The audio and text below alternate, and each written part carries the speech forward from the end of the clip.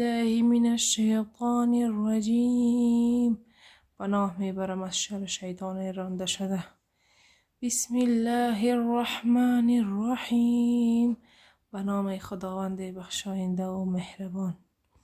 و اذ قال ربک للملائکة انی جاعل فی الارض خلیفة قالوا اتجعل فیها من يفسد فيها ويسفك الدماء ونحن نسبح بحمدك ونقدس لك قال إني أعلم ما لا تعلمون.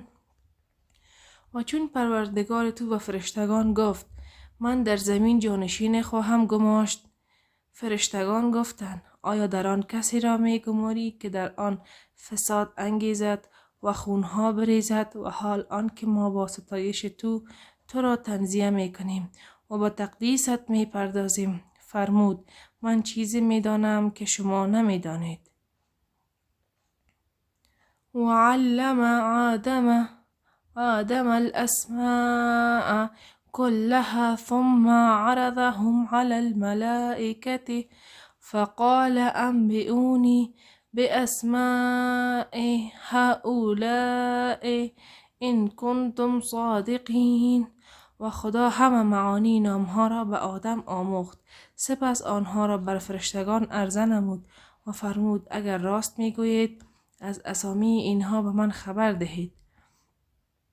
قالوا سبحانك لا علم لنا إلا ما علمتنا إنك أنت العلیم الحکیم. گفتند منزهی تو ما را جز آنچه خود به ما آموخته ای هیچ دانش نیست، توی دانای حکیم.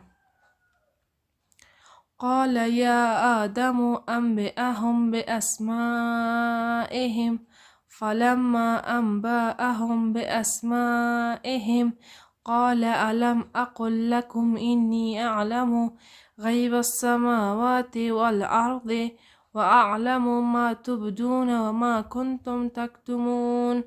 فرمود ای آدم ایشان را از اسامی آنان خبر ده. و چون آدم ایشان را از اسمایشان خبر داد فرمود آیا به شما نگفتم که من نهفته آسمان ها و زمین را می دانم و آنچه را آشکار می کنید و آنچه را پنهان می داشتید می دانم. وَإِذْ قُلْنَا لِلْمَلَائِكَةِ اسْجُدُوا لِآدَمَ فَسَجَدُوا إِلَّا إِبْلِيسَ أَبَى وَاسْتَكْبَرَ وَكَانَ مِنَ الْكَافِرِينَ. و چون فرشتگان را فرمودیم برای آدم سجده کنید، پس بجز ابلیس که سر باز زد و کبر ورزید و از کافران شد، همه به سجده در افتادند. و قلنا یا آدم اسکن انت و زوجک الجنة وكلا منها رغدا حيث شئتما ولا تقربا هذه الشجرة فتكونا من الظالمین.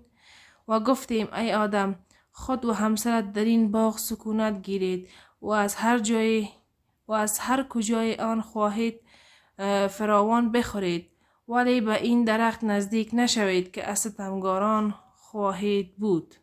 صدق الله العلی العظیم.